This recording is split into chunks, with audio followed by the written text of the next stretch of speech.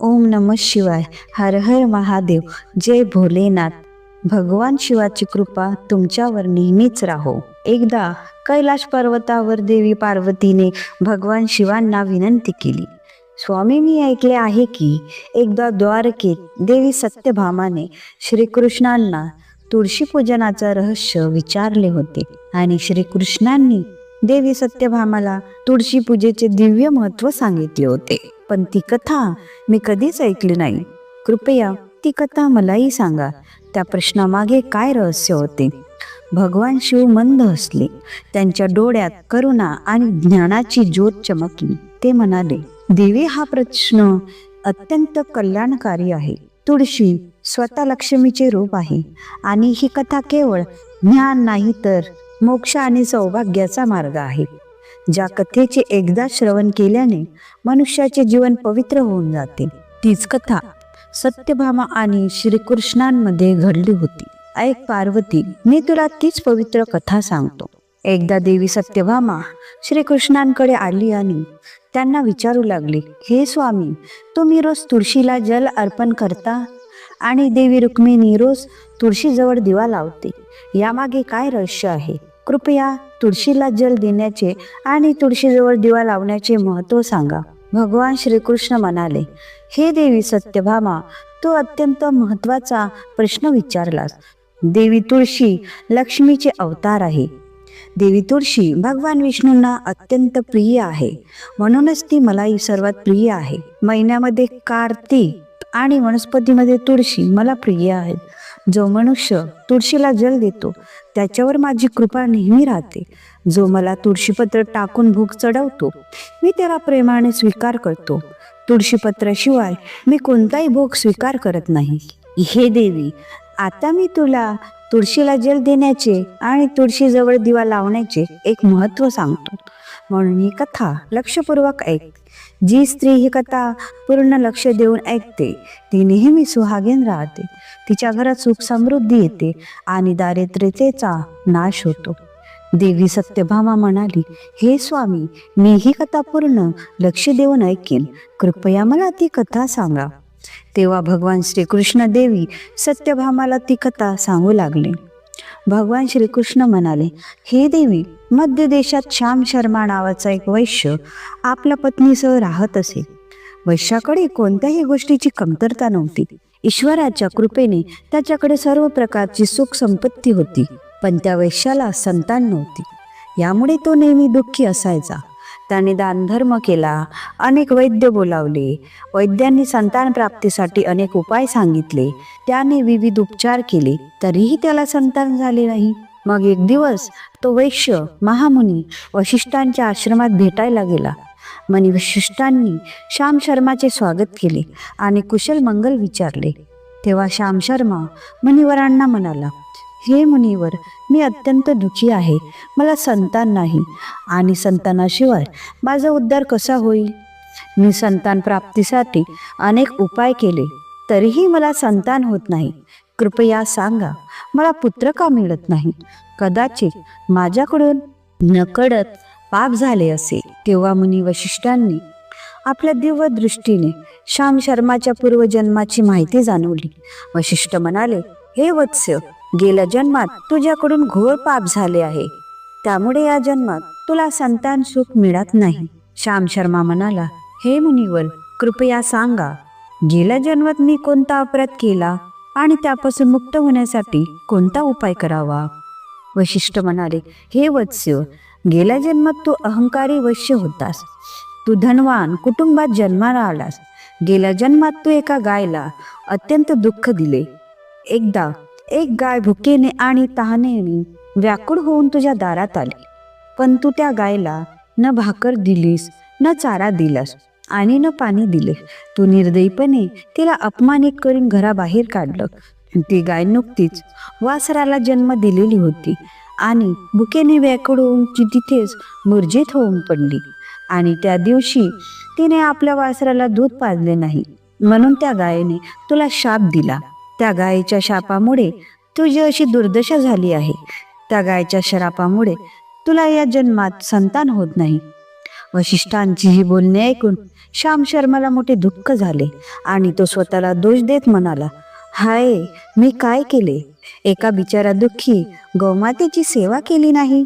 मी खूप मोठा अपराध केला आणि त्याचा दंड मला भोगावा लागतोय. श्याम शर्मा वशिष्ठांना म्हणाले, हे मुनिवर, माझा खूप मोठा अपराध झाला आहे. आता मी या पापाचे प्रायश्चित कसे करू? कृपया मार्गदर्शन करा. मी जो पाप केला आहे त्यापासून मुक्तीचा उपाय सांगा. मी माझे सर्व काही देऊन पापाचे प्रायश्चित करेन. कृपया उपाय सांगा. मला संतान कसे मिळेल? कारण शास्त्र सांगतात की पुत्राशिवाय मनुष्याचा उद्धार होत नाही. तेव्हा मुनी वशिष्ठ म्हणाले, हे वत्स्य, या पापाचा एकच उपाय आहे. तू पुत्रप्राप्तीसाठी पुत्रेष्ठी यज्ञ कर. या यज्ञाच्या फळाने तुला संतान मिळेल. हा यज्ञ पूर्ण करून ब्राह्मणांना भोजन करा, वस्त्र आणि गाय दान कर. तेव्हाच तुला या पापापासून मुक्ती मिळेल. तेव्हा श्याम शर्मा वशिष्ठांना धन्यवाद देत म्हणाला, हे मुनिवर, कोट्यावधी धन्यवाद. मी तुमच्या सांगण्याप्रमाणे पुत्रेष्ठी यज्ञ करेन आणि ब्राह्मणांना गायदान करेन. इतके बोलून तो श्याम शर्मा घाईने घरी परतला आणि आपल्या पत्नीला सारी हकीकत सांगितली. मग दोघांनी पुत्रेष्ठी यज्ञाची तयारी केली. अनेक ऋषीमुनींना निमंत्रण देऊन श्याम शर्मा यज्ञ पूर्ण केला आणि ऋषीमुनींना व ब्राह्मणांना गायदान केली. यज्ञ पूर्ण झाल्यावर यज्ञाच्या अग्नीतून अग्निदेव प्रकट झाले आणि श्याम शर्मांना म्हणाले, हे श्याम शर्मा, आज तुझा यज्ञ सफल झाला. तू पुत्रप्राप्तीसाठी हा यज्ञ केलास म्हणून माझ्या कृपेने तुला पुत्र मिळेल. पण तुझ्या पुत्राचे आयुष्य फक्त 18 वर्षाचीच असेल आणि 18 वर्ष पूर्ण झाल्यावर तुझ्या पुत्राची मृत्यू होईल. इतके बोलून अग्निदेव अंतधार्न पावले. पुत्रेष्ठी यज्ञ करून आणि अग्निदेवांकडून पुत्राचा वरदान मिळाल्याने श्याम शर्मा खूप प्रसन्न झाला. पण त्याला मोठे दुःखही झाले. श्याम शर्मा विचार करू लागला, पुत्र नसण्यापेक्षा कमी आयुष्याचा पुत्र तरी चांगला. मग तो पूर्वीप्रमाणे आपल्या कामात लागला. काही दिवसातच त्याच्या पत्नीला गर्भधारण झाले. श्याम शर्माने पुत्र जन्मापूर्वीचे सर्व संस्कार केले आणि त्याला अत्यंत सुंदर पुत्र प्राप्त झाला. तो बालक खूप तेजस्वी दिसत होता. श्याम शर्माने पुत्र जन्मानंतरचे सर्व संस्कार केले आणि पुत्राला गुरुकुलात शिक्षण दिले. श्याम शर्माचा पुत्र जसजसा मोठा होत गेला तसतशी श्याम शर्माला चिंता वाढत गेली. जेव्हा त्याचा पुत्र 16 वर्षाचा झाला तेव्हा श्याम शर्माच्या पत्नीने त्याला म्हटले, आता आपल्या पुत्राचे लग्न करूया. आपला पुत्र आता विवाह योग्य झाला आहे. श्याम शर्मा म्हणाला, ही प्रिये, विधीच्या विधानुसार आपल्या पुत्राची आयुष्य फक्त 18 वर्षाचे आहे. 18 वर्षानंतर आपल्या पुत्राची मृत्यू होईल. म्हणून आपण त्याचे लग्न करून एखाद्या कन्येचे जीवन बर्बाद करू नये. ती 2 वर्षात विधवा होईल आणि तिला अनेक कष्ट सहन करावे लागतील. पण श्याम शर्माची पत्नी मान्य केली नाही. तिला आपल्या पुत्राचे लग्न होताना पाहायचे होते. ती म्हणाली, हे नाथ, काहीही झाले तरी मी आपल्या पुत्राला अविवाहित मरताना पाहू शकत नाही. आपल्याकडे कशाची कमतरता आहे? आपली सून या संपत्तीचा उपभोग घेऊन सुखी जीवन जगू शकते. म्हणून आता संकोच करू नका आणि आपल्या पुत्रासाठी सुंदर कन्या शोधा. पत्नीच्या मनापुढे श्याम शर्माची एक चालली नाही आणि तो पुत्राच्या लग्नासाठी तयार झाला. मग त्याने जवळच्या नगरात राहणाऱ्या एक अत्यंत गरीब वैश्याच्या कन्येशी आपल्या पुत्राचे लग्न लावले. श्याम शर्माच्या सुनेचे नाव सुभद्रा होते. ती अत्यंत गुणवान, चरित्रवान आणि पतिव्रता स्त्री होती. तिला आपल्या पतीच्या मृत्यूची बातमी माहीत नव्हती. सुभद्रा रोज आपल्या सासू सासऱ्यांची आपल्या पतीची सेवा करू लागली. ती सर्वांशी प्रेमाने वागत असे आणि कोणत्याही आज्ञेचे उल्लंघन करत नव्हती. तिने आपल्या मधुरवाणी आणि कार्यकुशलतेने सर्वांचे मन जिंकले. अशीच 2 वर्षे गेली आणि मग तो वेळ जवळ आला जेव्हा श्याम शर्माच्या पुत्राची मृत्यू होणार होती. श्याम शर्माला खूप भीती वाटू लागली. एक दिवस त्याने आपल्या सुनेला बोलावले आणि क्षमा मागत म्हणाला, हे सुनबाई, तू मला क्षमा कर.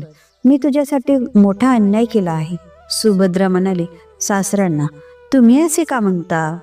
तुम्ही मला क्षमा मागून लाजिरवाणे करू नका. मी तुमच्यापेक्षा लहान आहे, तुमची मुलगी सारखी आहे.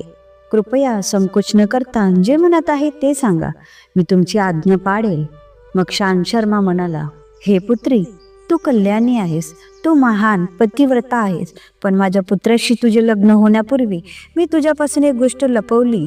आम्हाला पुत्र प्रष्टीच्या यज्ञानंतर मिळाला आणि अग्निदेवांनी सांगितले की आमच्या पुत्राचे आयुष्य फक्त 18 वर्षाचे असेल. 18 वर्षानंतर आमच्या पुत्राची मृत्यू होईल. सासऱ्यांची ही बोलणे ऐकून सुभद्रा म्हणाली, बाबा, फक्त इतकीच गोष्ट आहे का? तुम्ही चिंता करू नका. मी तुम्हाला वचन देते की तुमची सून कधी विधवा होणार नाही. तुमच्या पुत्राच्या प्राणांची रक्षा मी करेन. तुम्ही फक्त मला एक दिवा, पाण्याचा घडा आणि एक गाय आणून द्या. माझ्या पतीच्या प्राणांची रक्षा याच्यानेच होईल. सुभद्राच्या बोलण्याने श्याम शर्माला मोठा आनंद झाला. तो म्हणाला, सुनबाई, जशी तुझी इच्छा तशीच मी तुला ते सर्व आणून देतो. इतके बोलून श्याम शर्मा आपल्या सुनाला ते तीनही गोष्टी आणून दिल्या. मग जेव्हा तो दिवस जवळ आला तेव्हा सुभद्राच्या पतीची मृत्यू होणार होती. त्या दिवशी सुभद्रा सकाळी उठल्यावर तुळशीला जल अर्पण करते. तिला नमस्कार केला, तुळशीच्या झाडावर चुनरी बांधली आणि तुळशी मातेला प्रार्थना केली, हे तुळशी मा, मी तुला चुनरी चढवते, आता तूच माझ्या सुहागाची रक्षा कर. मग सकाळी यमराजाचा एक दूत श्याम शर्माच्या पुत्राच्या प्राण घेण्यासाठी त्याच्या घरी आला. जसाच तो घरात प्रवेश करू लागला तेव्हा तुळशीच्या झाडाने त्याला रोखले आणि म्हटले, हे यमदूता, या घरात राहणाऱ्या स्त्रीने मला चुनरी ओढवली आहे आणि म्हणून आता मी तिच्या सुहागाची रक्षा करत आहे. तू या घरात प्रवेश करू शकत नाहीस. इतके बोलून तुळशीने यमदूताला घरात जाण्यापासून रोखले. तो दूत भयभीत होऊन सुभद्राच्या पतीचे प्राण न घेता यमपुरीला परत गेला. यमपुरीत जाऊन त्याने यमराजला सांगितले, हे धर्मराज, मी पृथ्वी लोकावर एका पुरुषाचे प्राण घेण्यासाठी गेलो होतो, पण तुळशीच्या झाडाने माझा रस्ता रोखला. त्या तुळशीच्या झाडामुळे मी घरात प्रवेश करू शकलो नाही. यावर यमराजाला मोठा क्रोध आला. मग त्यांनी 2 अन्य दूतांना बोलावले आणि म्हटले, तुम्ही आता संध्याकाळी सुभद्राच्या घरी जा. जेव्हा तुळशीचे झाड झोपे तेव्हा तुम्ही तिच्या पतीचे प्राण घेऊन यमलोकाला या. मग संध्याकाळी यमराजाचे 2 दूत सुभद्राच्या घरी निघाले. सुभद्राने संध्याकाळ झाल्यावर तुळशीजवळ दिवा लावला आणि प्रार्थना केली, हे दिवा, आता तूच माझ्या पतीच्या प्राणांची रक्षा कर. हे दूत माझ्या पतीचे प्राण घेण्यासाठी येत आहे.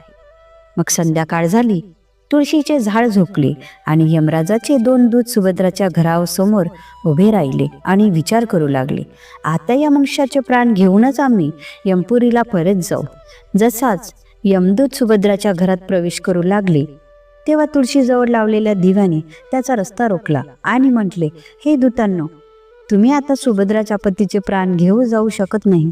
त्या स्त्रीने मला प्रज्वलित करून तिच्या पतीच्या प्राणांची रक्षा करण्याची प्रार्थना केली आहे, म्हणून आता मी तिच्या पतीच्या प्राणांची रक्षा करत आहे.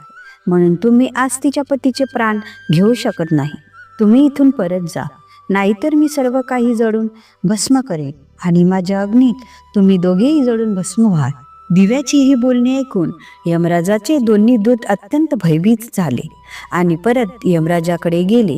तिथे जाऊन त्यांनी यमराजाला सारा वृत्तांत सांगितला. हे यमराज, तुमच्या आज्ञेनुसार आम्ही संध्याकाळी त्या पुरुषाचे प्राण घेण्यासाठी गेलो, पण तुळशीजवळ लावलेल्या दिव्याने आमचा रस्ता रोखला, म्हणून आम्ही रिकाम्या हाताने परत आलो. हे ऐकून यमराजाला मोठा क्रोध आला.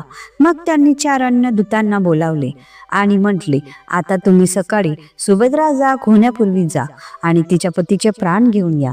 यमराजांच्या आज्ञेनुसार दूत सकाळी सुभद्राच्या घरी जाण्यासाठी निघाले, पण इकडे सुभद्राने रात्रीच घराच्या दारासमोर पाण्याने भरलेला घडा ठेवला आणि प्रार्थना केली, माझ्या पतीची रक्षा करा. यमदूताचे दूत माझ्या पतीचे प्राण घेण्यासाठी येत आहे. आता तुम्हीच माझ्या सुहागाची रक्षा करू शकता. इतके बोलून ती सुभद्रा झोपायला गेली. इकडे यमाचे दूत सकाळी सुभद्रा जाग होण्यापूर्वीच तिच्या घरी पोचले. जसाच ते घरात प्रवेश करू लागले तेव्हा घड्यातील पाण्याने म्हटले, तुम्ही थांबा, आता तुम्ही या घरात प्रवेश करू शकत नाही. हे घर आता माझ्या सुरक्षेत आहे. मी सुभद्राच्या पतीचे प्राण तुम्हाला घेऊ देणार नाही.